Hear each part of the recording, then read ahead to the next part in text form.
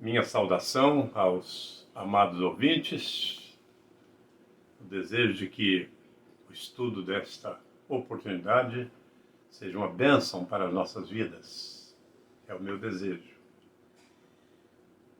E o estudo de hoje é a igreja que deixou de amar. A igreja que deixou de amar. E esta igreja é a igreja de Éfeso.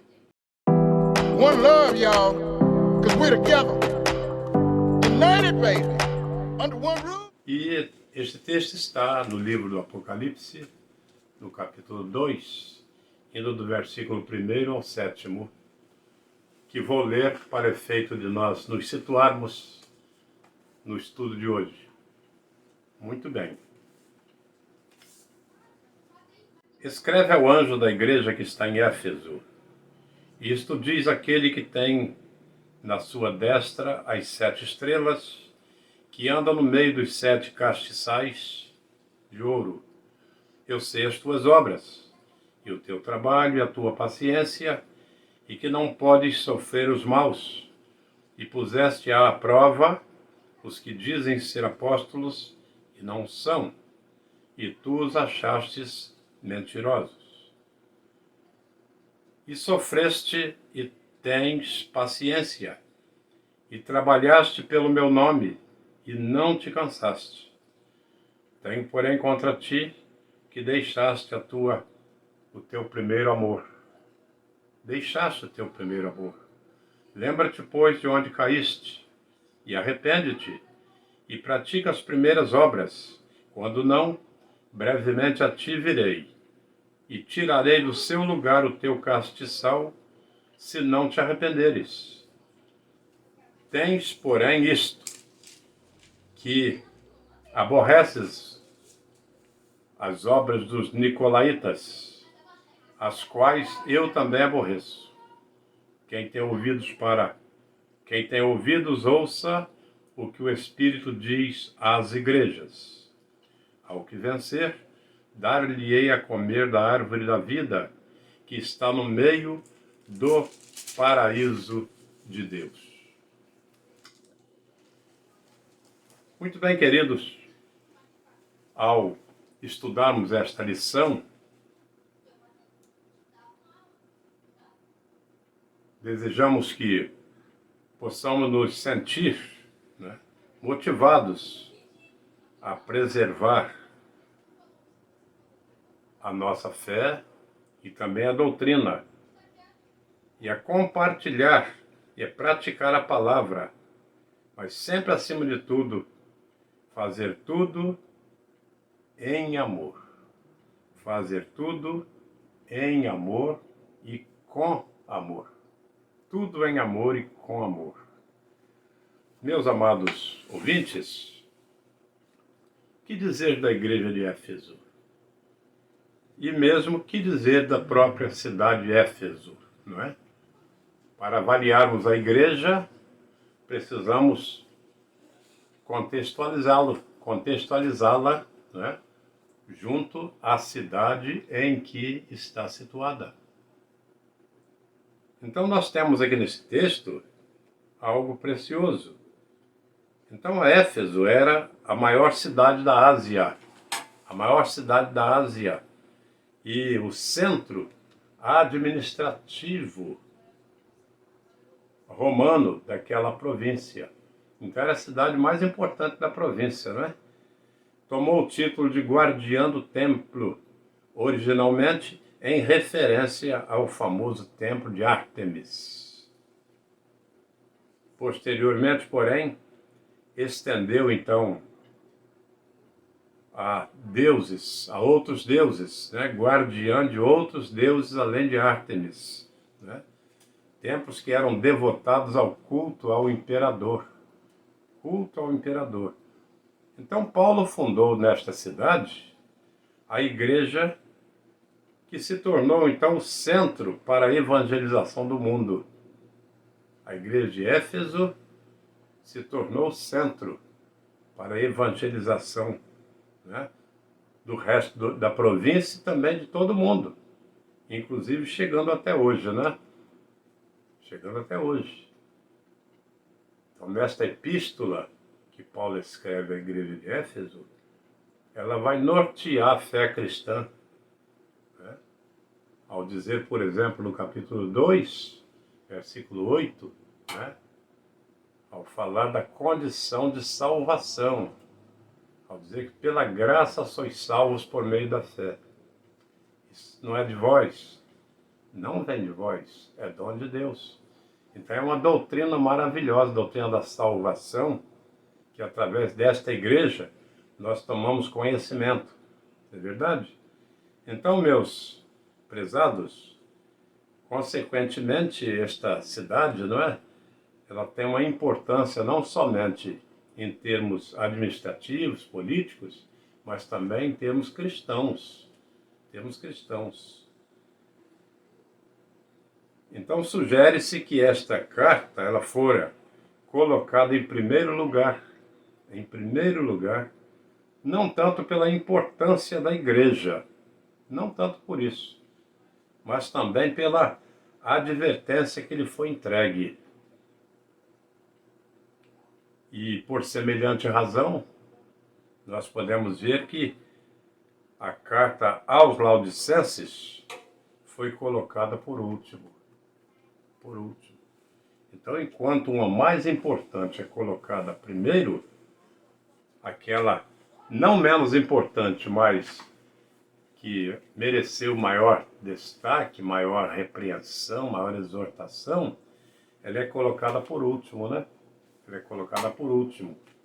Então, irmãos, quando o assunto é Éfeso, a cidade de Éfeso, parece que tudo é grande, né? Tudo é grande. Então é a maior cidade da Ásia, né? O maior centro comercial, o maior porto, as maiores inovações arquitetônicas, as maiores manifestações religiosas, com altares ao imperador, adoradores explícitos e adorações explícitas, né? A Eros. Eros é o deus, né? O deus da sensualidade. Então, escolas de magia e o grande templo de Diana, que é Ártemis,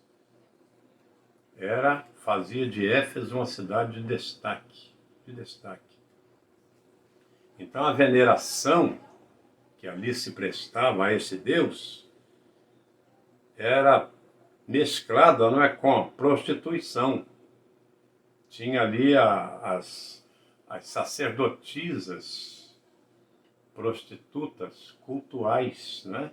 Cultuais, que ficavam à disposição dos devotos. Ou seja, sob o pretexto de adorar e de agradar ao seu Deus, se prostituíam. E com isso tinham a desculpa de que aquilo ali era um agrado para o seu Deus. Difícil, não é? Difícil para uma igreja que prega uma doutrina santa e pura conviver com uma sociedade deste quilate. Muito difícil, né? Então, nesse contexto de luxúria, né, e devassidão, nasceu então a igreja de Éfeso. E que mais oportunidade, né, recebeu em termos de doutrina? Que mais oportunidades? Olha só. Fruto do amor votado de Paulo, de Áquila e de Priscila.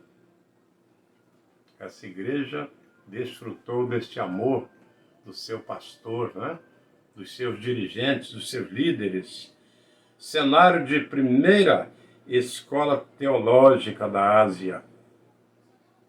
Ali passaram grandes homens de Deus.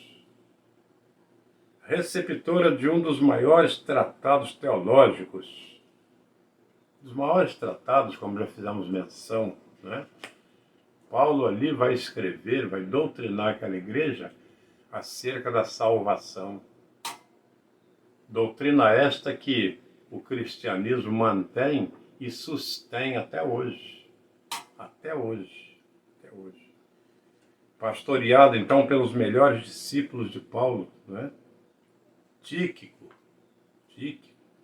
Timóteo, homens de Deus, pastorearam aquela igreja, fortalecida por João, o apóstolo do amor, não é?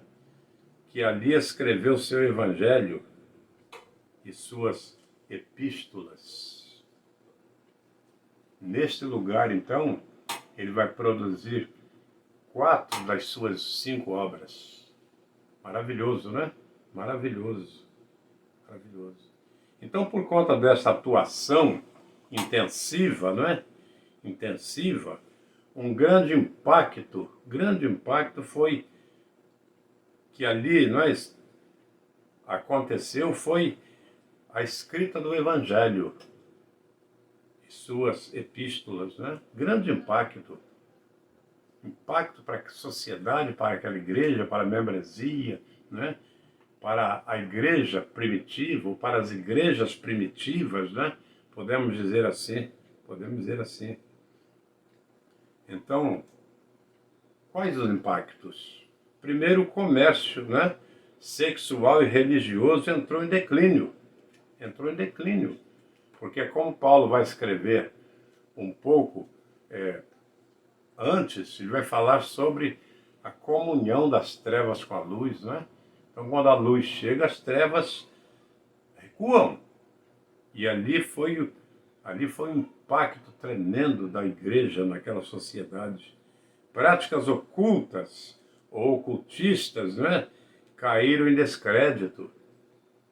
Paulo, ele ia, né, cada vez que ele ia pregar, que ele ia anunciar a palavra, ou que ele ia exortar a igreja, doutrinar, era colocado em xeque aquelas seitas ocultas, as seitas que pregavam o ocultismo, né? O evangelho ele foi disseminado por toda a Ásia. Maravilhoso, porque se aquela igreja estava no centro cultural mais importante da Ásia, certamente que a sua influência irradiou para todas as cidades, né? Para todas as cidades da Ásia.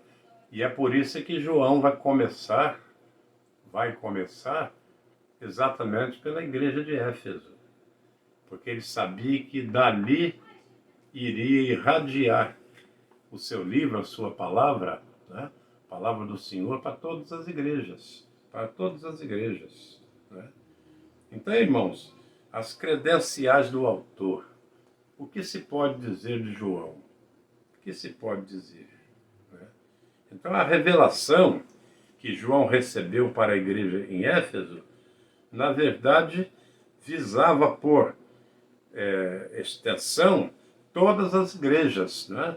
Todas as comunidades, ou a comunidade cristã, né? Em todos os lugares, em todos os tempos.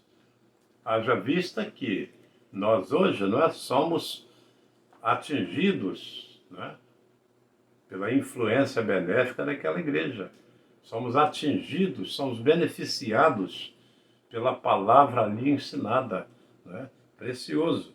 Então nós podemos discernir essa verdade por 2 ênfases mencionadas no final de cada carta, ao dizer: quem tem ouvidos, ouça o que o Espírito Santo diz às igrejas. Quem tem ouvido, ouça. Ou seja, quem tem ouvido para ouvir. Porque há muitos que têm ouvidos, mas não dão ouvidos, né? A palavra de Deus. Então Jesus, ele é o soberano que traz em sua mão as 7 estrelas. As 7 estrelas. Numa referência, não é? À liderança espiritual que ele mesmo constitui e mantém, conforme Apocalipse, capítulo 1, verso 20. Vai falar sobre isto aí, né? Que vai nos dizer o Apocalipse 1, verso 20. O que nós podemos ver disso aí? Vamos ver. Apocalipse 1, 20 nos diz: o mistério das 7 estrelas que viste na minha destra E dos 7 castiçais de ouro, as sete estrelas são os anjos das 7 igrejas. E os 7 castiçais que viste são as 7 igrejas. Então é interessante nós vermos que este simbolismo que Jesus está mostrando para João era exatamente o que ele conhecia, que eram aqueles pastores, os líderes daquelas igrejas e também as igrejas. Então ele está escrevendo aos pastores para que estes comuniquem as suas respectivas igrejas. Então isso aí é algo muito interessante, não é? Então aqui nesta carta, como em todas as 7 cartas do Apocalipse, né, que João escreveu, ele fala ao anjo da igreja. Ele fala ao anjo da igreja. E se endereça ao anjo da igreja. Por quê? É o anjo da igreja, o pastor, o líder, que tem a responsabilidade na orientação, na admoestação, no doutrinamento do rebanho. Doutrinamento do rebanho. Então o Senhor fala ao líder para que o líder fale aos seus liderados. O líder fale à sua igreja, não é? Então ele caminha entre os 7 candeeiros, ou os 7 castiçais. Numa alusão clara, não é? À igreja, seus membros, o povo de Deus, chamado para resplandecer a luz de Cristo na vida. Não é? A igreja é chamada a resplandecer a luz de Cristo. Então, se a nossa luz está um pouco que escura, não é? Escura, ela não pode produzir uma boa luminosidade. Por isso precisamos nos cuidar, não é? Como Jesus fala, se a luz que em ti há são trevas, quão densas são essas trevas? Não é? Porque se a luz que você e eu, que conhecemos a palavra de Deus, não está brilhando, que se esperar daqueles que vivem em trevas? Que se esperar deles, né? Então, meus amados, esta luz que brilha, deve brilhar diante do mundo. Diante do mundo. Se o mundo está em trevas, é junto dele que a nossa luz, a luz de Cristo, deve brilhar. Deve brilhar, não é? Não é você estar num mosteiro. Não. Você está num lugar longe do pecado, fora da vista do pecado, fora do alcance do pecado. Não. Aí é fácil ser luz. Aí é fácil. Fácil. Mas a instrução da palavra de Deus não é que a nossa luz brilhe no claro, mas que ela brilhe no escuro. Não é? Brilhe no escuro, para que outros possam ver as nossas boas obras e possam assim glorificar o Pai que está no céu e desejarem também se chegar para a luz, né? Para a luz. Então, irmãos, João, ele reconhece ser Jesus glorificado falando com ele. Reconhece. Enquanto caminha entre as igrejas. Então, assim também o Senhor, ele se revela a nós, se revela a você e eu, e ao mundo, por intermédio da sua igreja. Jesus tem que se revelar ao mundo. Mas como? Diretamente? Não. Indiretamente, através das nossas ações. As nossas ações. E é precioso porque há um belo hino do cantor cristão, cujo número não me lembro, que é exatamente isto aí. Semente lançada nas trevas, germina e seu fruto produz. As nossas ações e palavras dão ceifa de trevas ou luz. Então, a Igreja de Cristo, que é você e eu, ela deve ser um farol a brilhar na escuridão, um farol a direcionar o caminho dos viajores que estão neste mundo turbulento, não é? Como aquele farol que está à margem do mar, junto da praia, como indicador para os navegantes, Os elogios do Senhor. Os elogios do Senhor. Então, desde o início, aqueles irmãos, eles tiveram de enfrentar lutas e muitos desafios. O primeiro século foi terrível. Tiveram que superar desavenças entre si mesmos, na própria igreja, não é? Na própria igreja. Então nos fala o texto que ali havia aqueles que eram fiéis à doutrina, aqueles que eram zelosos da doutrina, mas havia aqueles que estavam ali para tirar proveito, estavam ali para desencaminhar, não é? Desencaminhar aqueles que procuravam seguir o caminho da fé com fidelidade. Então é difícil, né? Resistir à sedução do secularismo, né? E às perseguições do próprio paganismo. E o pior de tudo, eles tiveram, né? Tiveram de combater os ardis, né?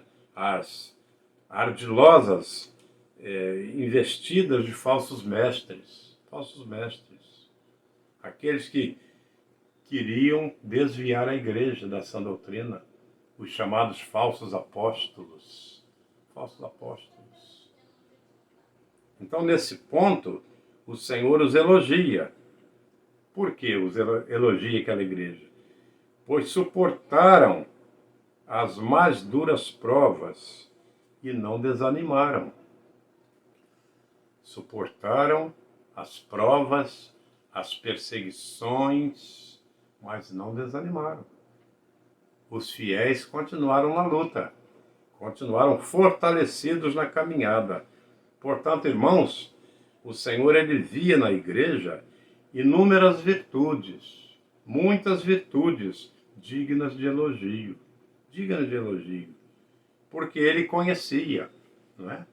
É interessante quando ele diz: conheço as tuas obras. Conheço. Então não adianta eu querer tapar o sol com peneira. Não adianta eu querer mostrar uma coisa que não sou. Até posso enganar a você, não é? Posso enganar, quem sabe, o pastor, enganar um grupo da igreja, mas ao Senhor da igreja não. Eu não engano.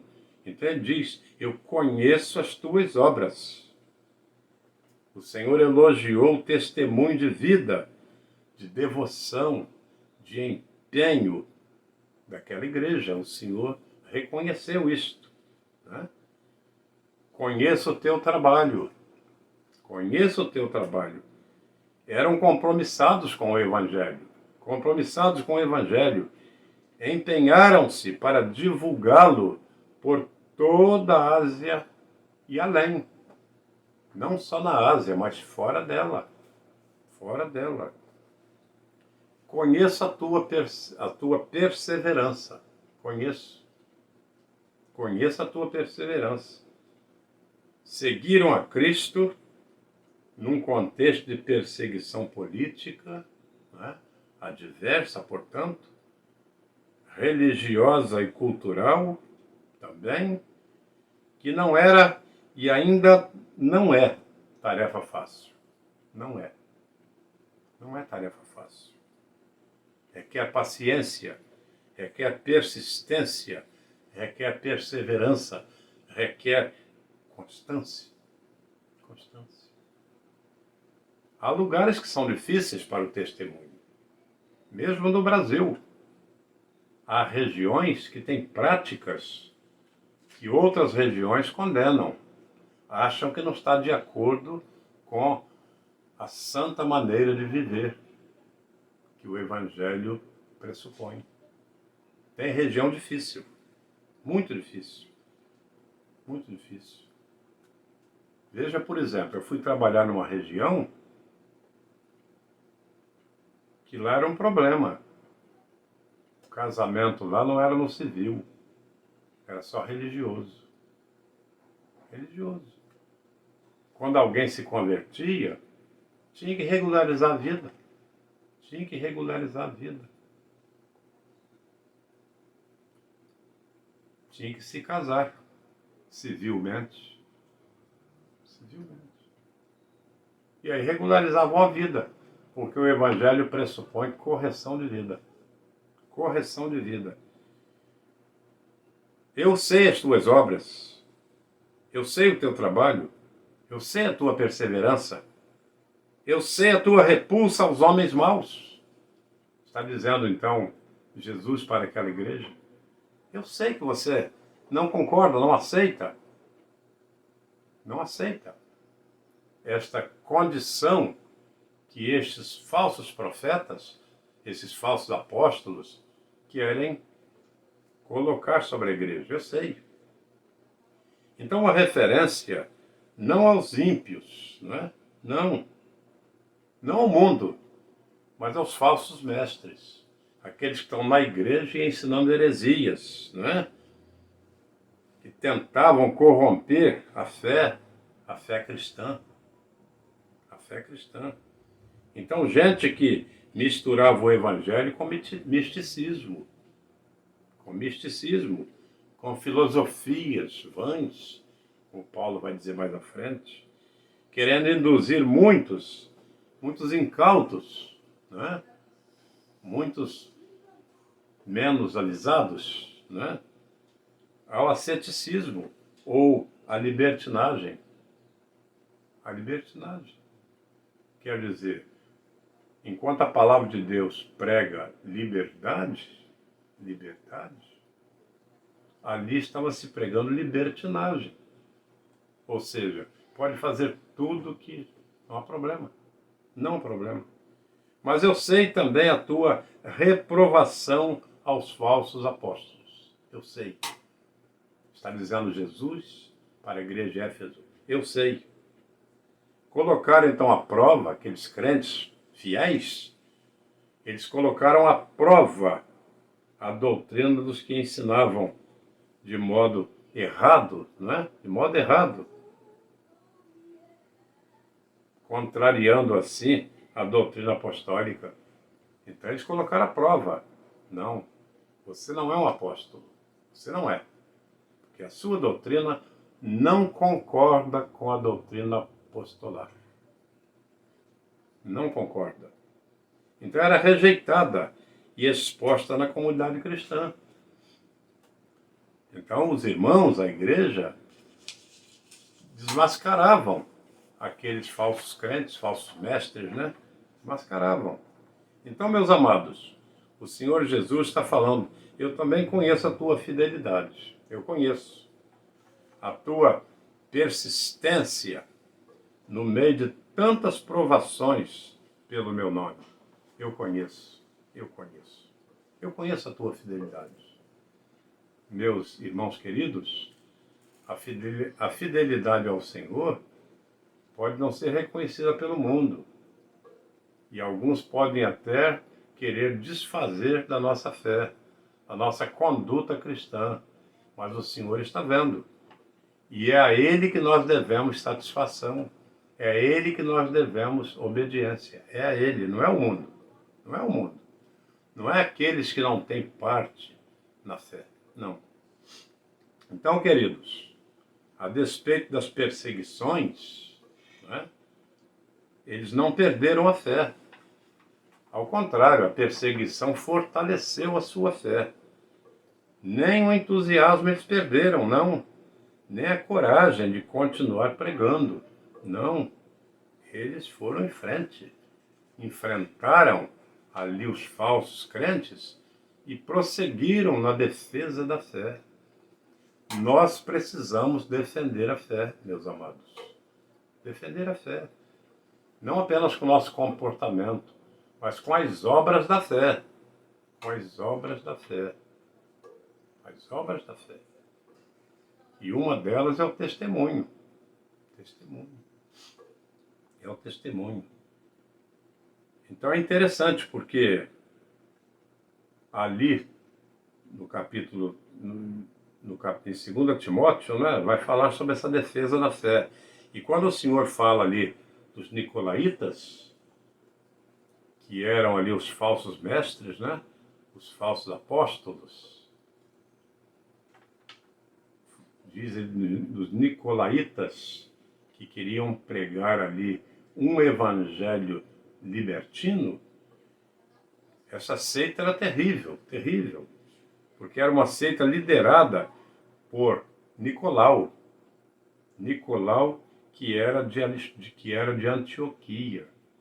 Ele era muito entendido, ele ensinava heresias, né, e práticas imorais, que não atuava apenas em Éfeso, não. Ele também atuava na igreja de Pérgamo, coisa horrível, né? Então, o mesmo que ele fazia em Éfeso, ele fazia em Pérgamo também. Ele fazia em Pérgamo. Então, era difícil para resistir o homem. E por último, ele está falando aqui, Jesus está falando, a tua rejeição aos nicolaítas. Meus amados irmãos, nós precisamos de ter cuidado com os nicolaítas. Não devemos emprestar o nosso ouvido para eles. Não devemos. Não devemos deixar eles se criar na nossa igreja. Não. O perigo da igreja mesclada, doutrinariamente, é isto. É um irmão que vem de tal doutrina, outro que vem de tal doutrina, outro vem de tal doutrina, e eles trazem a sua bagagem doutrinária. E se chegar na nossa igreja e não concordarem com a nossa doutrina, nem sempre eles vão embora. Mas eles tentam ficar e combater aquela doutrina. Tentar virar a cabeça daqueles que são fiéis. Não é? Precisamos atentar para isto. Então era uma heresia que usava a graça como desculpa para encobrir o pecado e a impureza. Usava a graça. Não é? Deus, ele é bondoso.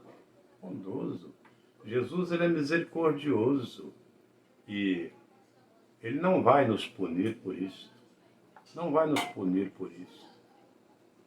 Então eles queriam usar a graça como escudo para os seus erros doutrinários. É preciso ter cuidado com isto, né? É preciso ter cuidado com isto. Então Paulo, ele contestou em seus dias aqueles que tentavam dominar os cristãos, pretendendo então ter uma doutrina elevada.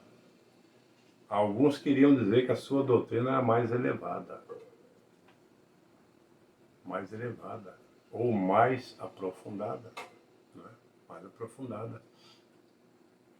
E os irmãos sabem que existe aí um grupo, né, que não precisamos falar o nome, que aquilo que a Bíblia não traz como explicação, eles explicam.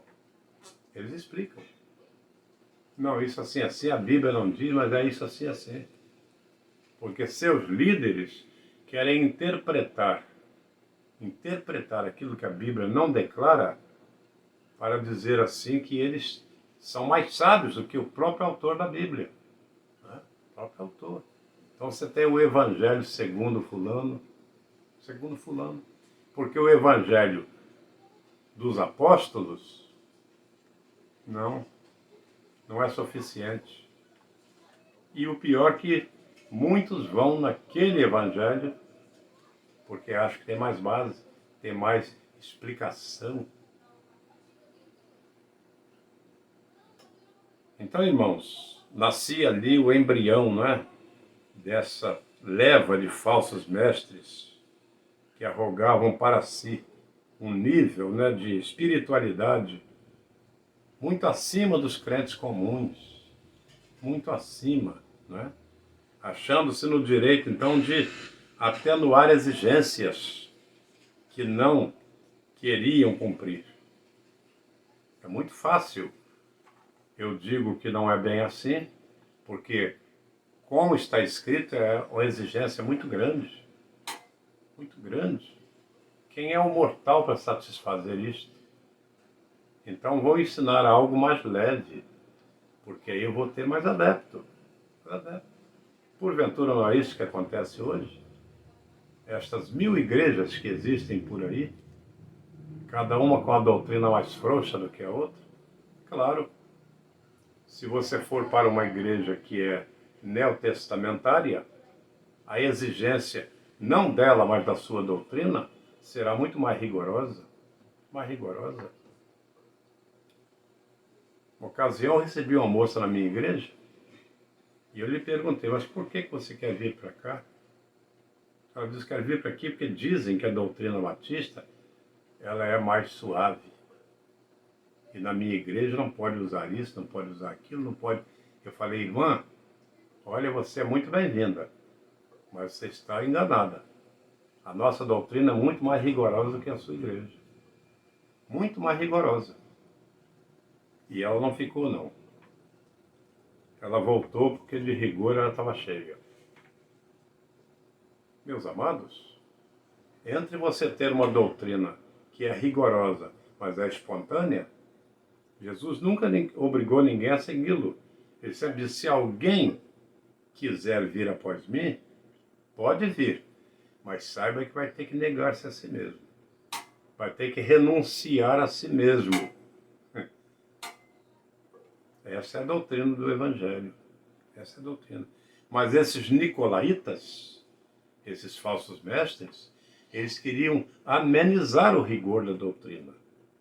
E por isto, faziam muitos discípulos. Faziam muitos crentes, né?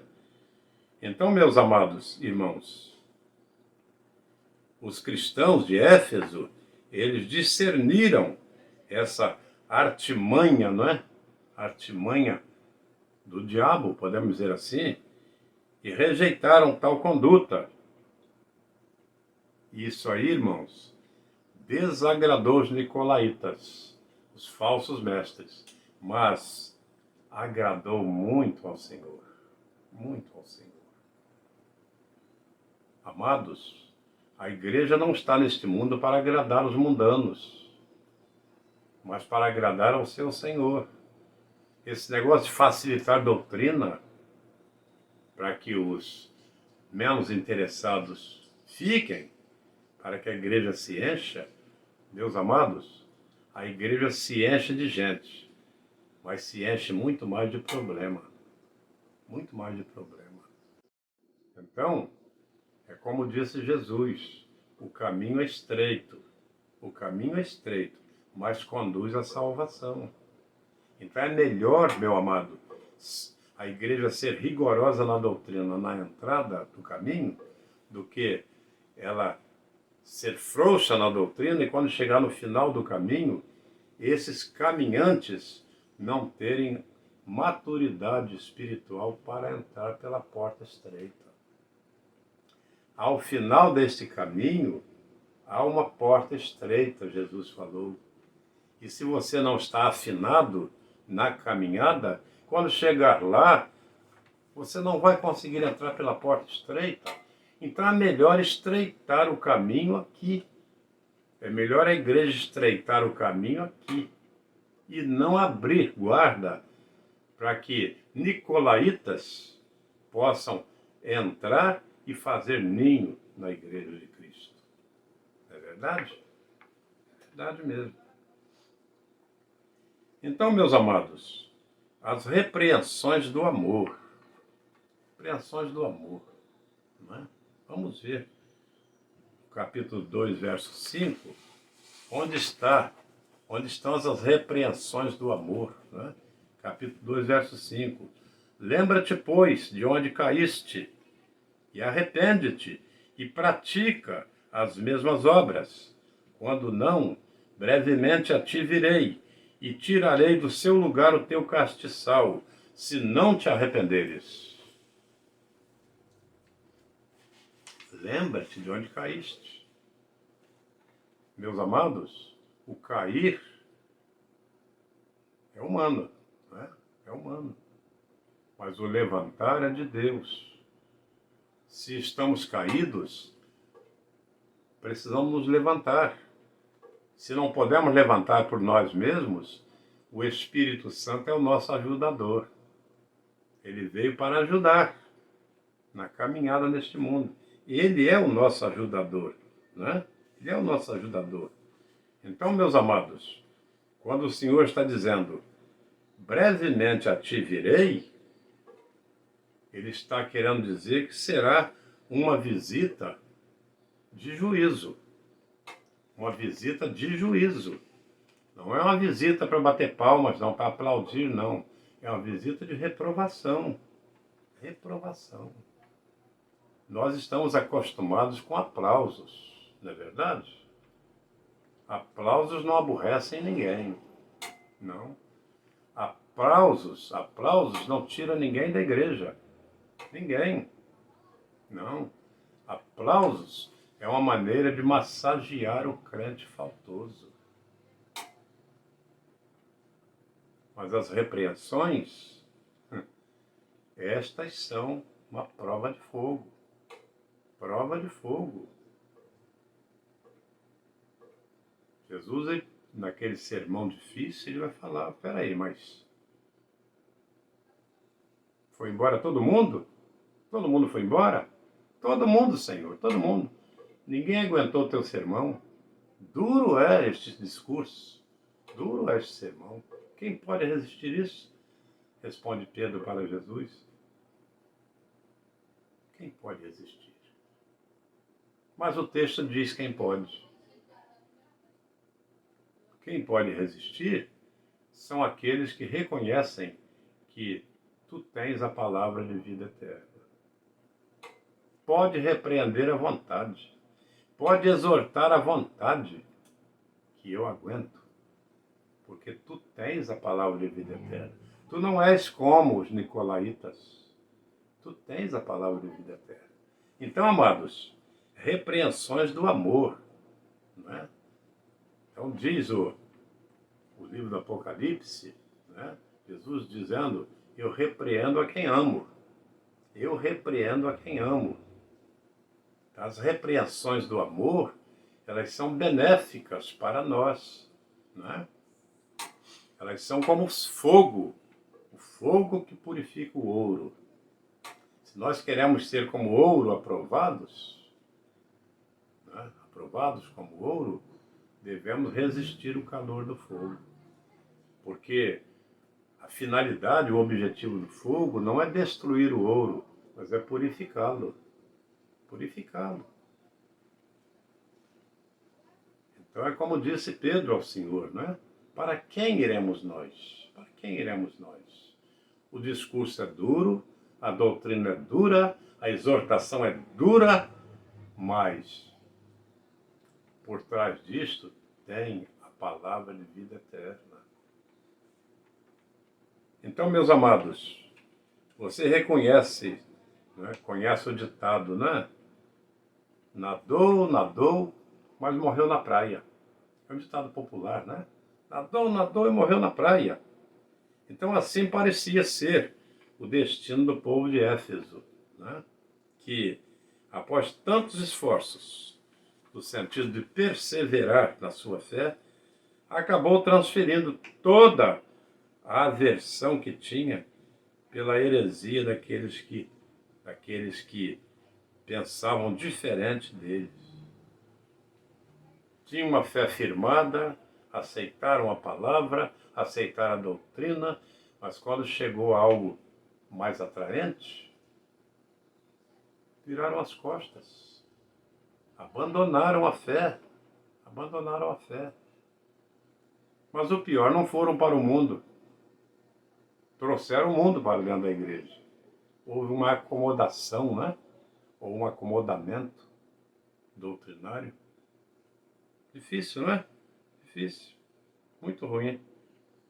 Então, preservou a doutrina, mas se esqueceu de preservar o amor na maneira de defender a sua fé. Deixando de falar a verdade com amor. Meus amados, o princípio da fé está no amor. Se nós amamos ao Senhor, nós vamos querer dar ouvidos a Ele. Se nós amamos ao Senhor, nós vamos reconhecer que Ele quer o nosso bem. Nenhum amigo, não é? Nenhum amante quer o mal do seu amado. Nenhum amante quer o mal do seu amado. Não é? Falar a verdade é em amor.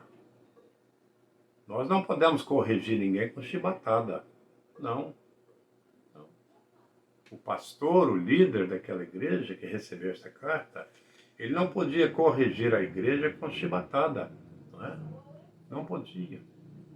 Porque às vezes a chibatada dói, mas não corrige. Ao contrário, às vezes atrás é repulsa. Não é? Repulsa. Então precisamos ter cuidado com isto aí.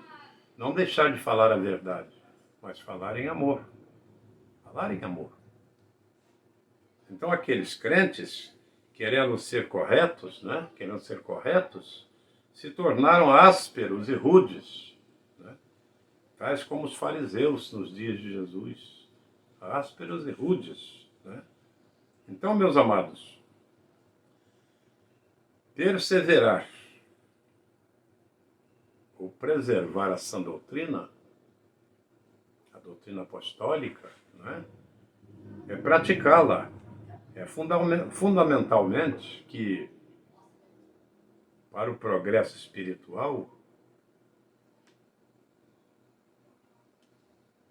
ergamos o valor, né?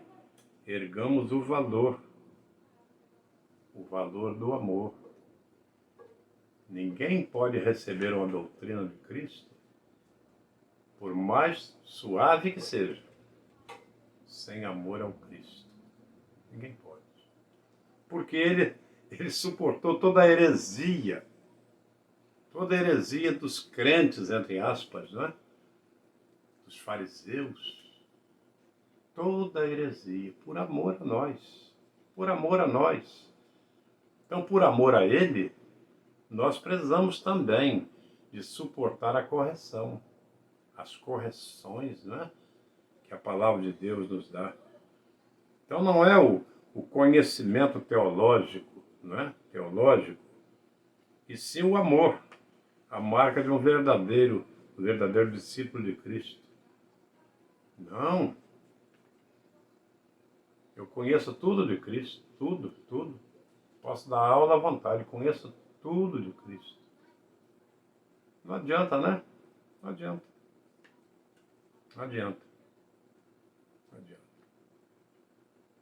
Sem o amor a Cristo, de nada adianta o conhecimento sobre Ele. De nada. O conhecimento a Cristo, ele serve para nos aproximar mais dele, para nos tornar mais fiéis a Ele, a Sua palavra. Não é mesmo? Então, se deixarmos de cultivar o amor, né, exercê-lo na mutualidade cristã, na reciprocidade cristã, né, e em nossa conduta diária como crentes, né, de nada vai adiantar, não é? Tudo o que fazemos, tudo pelo qual lutamos, perderá o valor. Não adianta.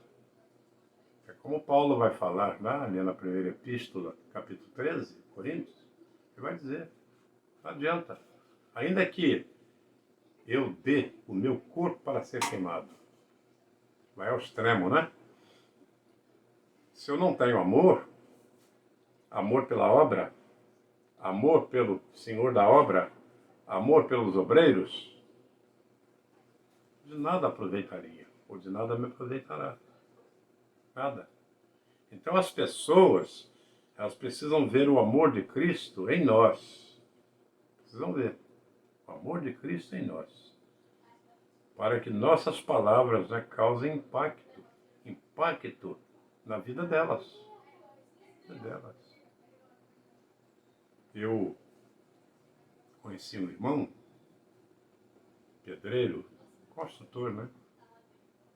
E ninguém gostava de trabalhar com ele. Ninguém gostava. Tinha um rapaz que era da igreja, que era seu auxiliar. Dizia que ninguém gostava dele. Ele não tinha amor, não. Ele era, na verdade, ele tirava era o pelo das pessoas. Aquela pessoa que exigia de sol a sol um esforço sobrenatural dos ajudantes. Não tinha amor, não. Falava com rancor. Era uma correria só. Não tinha brandura na palavra. Não tinha brandura na palavra. Meus irmãos, o amor ele é cabível em qualquer situação, em qualquer setor da vida. O amor é cabível, não é? Então até mesmo Deus, não é? Até mesmo Deus, ele se alegra mais com o amor que demonstramos por ele, do que com o trabalho que realizamos para ele. Às vezes nós nos esquecemos, irmãos, de qualidade e quantidade. Qualidade e quantidade. Qualidade, irmãos, é quando trabalhamos da melhor forma possível para agradar ao Senhor. Isto é qualidade. Quando fazemos tudo por amor, ainda que não seja da melhor forma, porque não sabemos, não aprendemos daquela maneira, mas a nossa boa vontade, o nosso espírito de agrado ao Senhor é maravilhoso, né? Como diz Salmos 37, né? Agrada-te do Senhor, e Ele te concederá o que deseja o teu coração. Agrada-te do Senhor. Meu irmão, o negócio não é fazer impecavelmente, não é isto, não.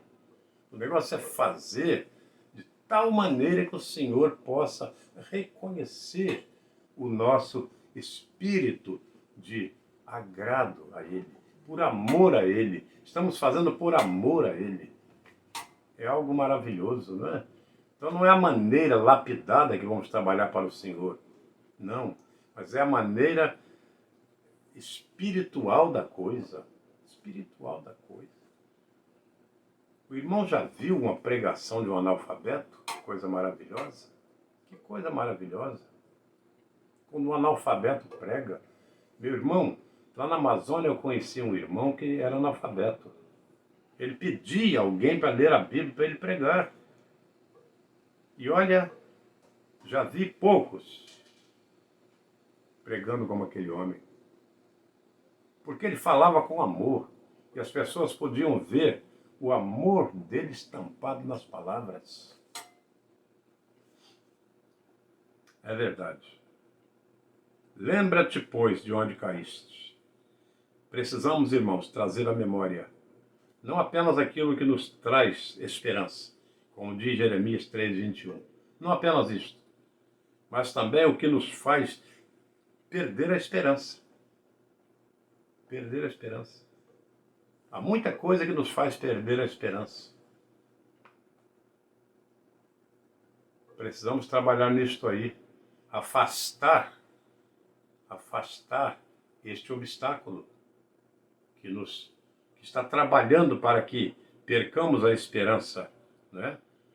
Percamos a rota apontada por Jesus.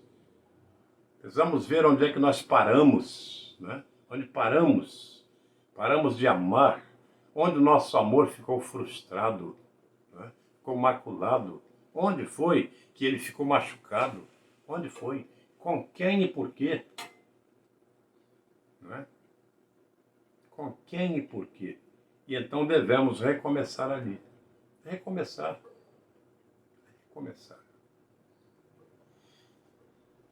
Parar uma obra não é feio. O feio é continuá-la de maneira errada. De maneira errada. Parar não é feio. De vez em quando precisamos dar uma parada para a meditação, uma parada para a autoavaliação. Como está a minha fé? Como está o meu amor por Cristo e pelos que são de Cristo? Como está? É preciso pensar nisto aí, não é? Arrepende-te, não é? Lembra-te e arrepende-te. Arrepende-te. Arrependimento, então, irmãos, é mais que emoção. Mais que emoção. É mais do que dizer para fulano, ih, desculpa, foi mal aí, hein? Desculpa, foi mal. É mais do que isso. É mais do que isso. É uma decisão. É uma decisão. É uma decisão. É mais que uma emoção. É uma decisão. Lembrar-se de onde caiu. Olha só. Sem que se decida voltar lá, naquele ponto de recomeçar. É apenas um remorso. Remorso. Puxa vida, eu sofri uma queda, não precisava, que tristeza, quanto prejuízo. Mas se não há arrependimento, é apenas uma tristeza. Tristeza. Um remorso. É um remorso. Né? E isso não muda nada. Não muda. Não muda. Não muda a atitude, não muda caminho, não muda direção, não muda razão, não muda nada. Apenas lembrar, ter remorso, ter tristeza. Isso Judas fez também. Judas fez. Judas se arrependeu e chorou toda a vida. E chorou muito. Chorou muito. O seu arrependimento foi tal que ele pegou o dinheiro e devolveu. Não quis nem o dinheiro. Tanto arrependimento. Mas ele não voltou ao ponto do arrependimento para se consertar com Jesus. Não. Não voltou. Não voltou. Então, meus amados, arrependimento é mudança de comportamento, mudança de direção, mudança de intenção, não é? Mudança de propósito. É deixar de praticar tudo aquilo que fez o amor esfriar. Tudo aquilo que fez. Não é? Há muitos que deixam a igreja, que tiveram contenda com o pastor, contenda com esse irmão, contenda com aquele outro. Meus irmãos, problema é para ser resolvido. Não é só problema matemático, não. Problema pessoal também. Né? É para ser resolvido. É para ser resolvido. Né? Então veja o que a palavra diz, não é? É deixar de praticar aquilo que fez o amor esfriar. Fez o amor esfriar. É voltar à prática das primeiras obras.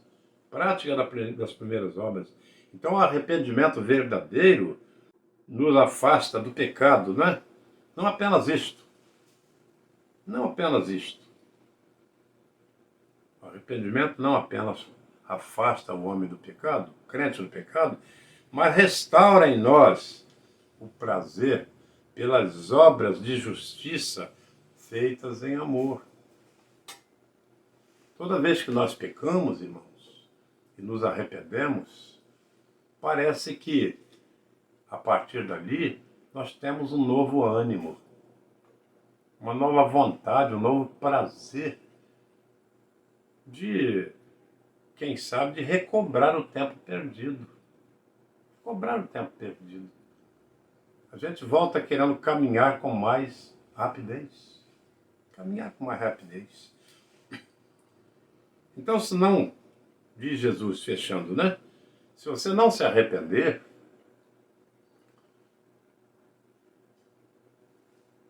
venho a ti e moverei do seu lugar o teu castiçal, ou o teu candeeiro. Se você lembrar de onde caiu, vai ficar só na lembrança, não se corrigir, não voltar à prática do amor, então você não terá parte com o Senhor. Não tem parte com Ele. Se você não tem parte com Ele, Ele vem e tira o seu candeeiro. Tira o seu candeeiro. Tira a sua luz. Né? E você passa a viver em trevas. Viver em trevas. Né? Então refletimos a luz de Cristo, irmãos. Exatamente quando temos intimidade com Ele. Intimidade com Ele. Intimidade pressupõe amor. Amor. Amizade, não é? Amizade. amor, amizade, companheirismo, né? Então o crente precisa ter isto com o Senhor, andar com o Senhor. E é maravilhoso porque o apóstolo Pedro vai dizer que Jesus, ele deixou as suas marcas, seus ensinamentos, para que nós seguíssemos as suas pisadas. Isto é, em espírito o acompanhássemos. O acompanhássemos. Então nós, como discípulos de Jesus, como servos de Jesus, nós precisamos seguir as suas pisadas. Seguir o seu caminhar. Seguir o seu caminhar. Isso é algo maravilhoso, né? Mas, sem amor, irmão, então, não há brilho. Não há brilho. O crente, ele perde o brilho, né? Porque o amor, ele é fundamental à vida cristã, né? O amor é o tempero da vida cristã. Uma vida cristã sem amor é uma vida sem brilho. Sem beleza, sem beleza, sem beleza. Então, meus amados, infelizmente, né, apesar da advertência, né, a igreja em Éfeso, ela deixou de brilhar. Deixou de brilhar. Porque deixou de amar. Deixou de amar. Mas caminhando para o final desse estudo, eu quero falar com você, meu irmão. Você. Seguinte. Jesus não está falando que os crentes de Éfeso, a igreja de Éfeso, tenha perdido o amor. Não. O seu amor não foi apagado. Não. O seu amor foi esfriado. Esfriado. Esfriado. Esfriado. Esfriado. Tenho, porém, contra ti que deixaste o teu primeiro amor. Ele não perdeu, ele deixou de praticá-lo, deixou de vivê-lo, deixou de experimentá-lo. Como aquele carvão que está ali apagado. Mas, se encostá-lo à churrasqueira, ao fogo, e abaná-lo, ele volta a abrasar. Volta a ser brasa. Meu irmão querido, se o seu amor está apagado, ele pode ser abanado. Abanado pelo sopro do Espírito Santo. Sopro do Espírito Santo. Porque é ele que revigora as nossas almas. É ele que reanima o nosso espírito. É ele. É ele. Então, se você, meu irmão, está como aquele carvão, aquela brasa apagada, permita que o Espírito Santo abane você. E você voltará a ser uma brasa viva. Uma brasa viva no altar de Deus. Uma brasa viva no altar de Deus.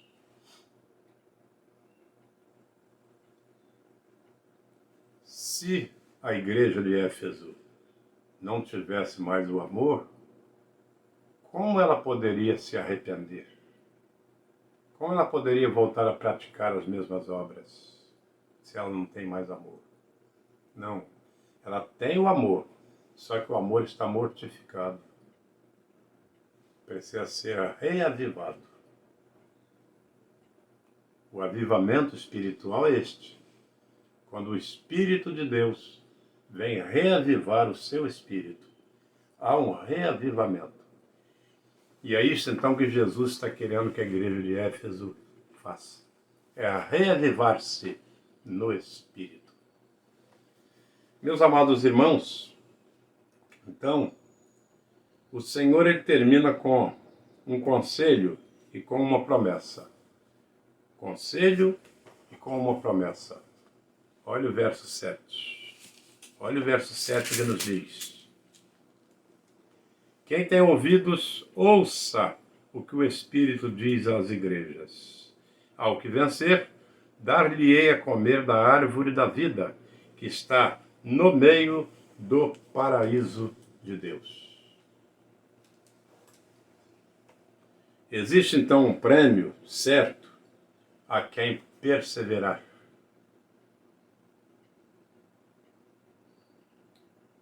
Mas também é certo que só existe vitória porque existe batalha. Certa ocasião, Jesus falava sobre o reino dos céus e os discípulos lhe perguntaram: Senhor, são poucos os que se salvam? Jesus lhes respondeu: porfiai por entrar pela porta estreita. Porfiai. Porfiar é lutar, é batalhar, é esforçar-se, é combater. Isso é porfiar. É verdade que você está salvo, meu irmão? É verdade. Louvado seja Deus. Mas não salvo para cruzar os braços, mas salvo para servir. Salvo para servir. Salvo para obrar.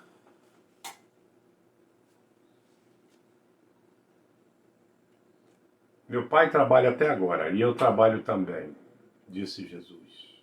Se ele trabalha também, nós também devemos trabalhar. Porque é pelo nosso trabalho que o reino de Deus será expandido. Pelo nosso trabalho que a Igreja de Cristo será expandida. É pelo nosso trabalho. É pelo nosso trabalho. Então, amados, a vida cristã ela impõe uma batalha, não é? Uma batalha. Uma batalha. Jesus preparou os discípulos sobre isso aí. No mundo tereis aflições. Aflições. É fogo cruzado, não é? Quando falamos de batalha, é fogo cruzado. É provação de todo lado. É inimigo de todo lado. Isso é batalha. Isso é guerra, não é? Então, meus amados irmãos, a vida cristã ela impõe uma batalha constante, não é? Contra principados e potestades. Não é apenas contra nicolaítas humanos, não. Mas como contra nicolaítas espirituais. Espíritos nicolaítas.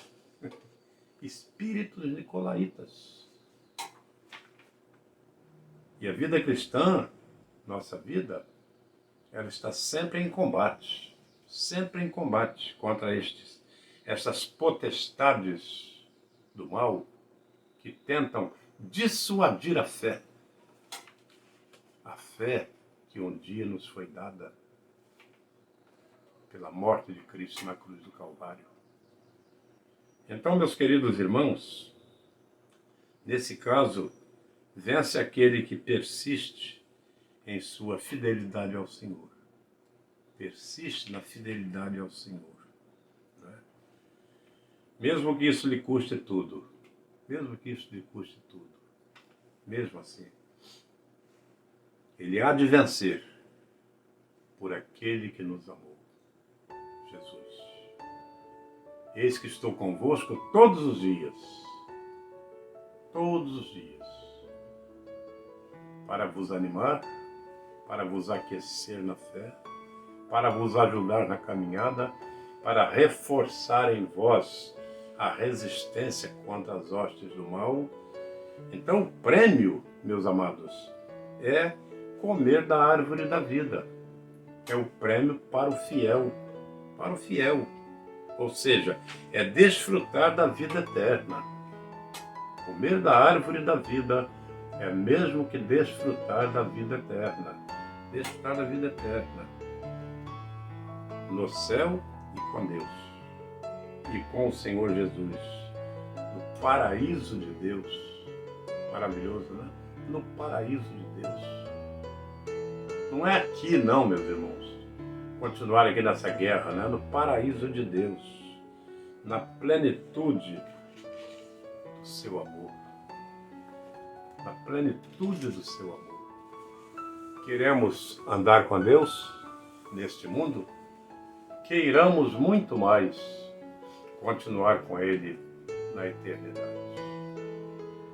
Para isso, amados, é preciso que nos lembremos de onde caímos e voltemos a praticar as mesmas obras de amor. Que Deus a todos abençoe e até um próximo encontro.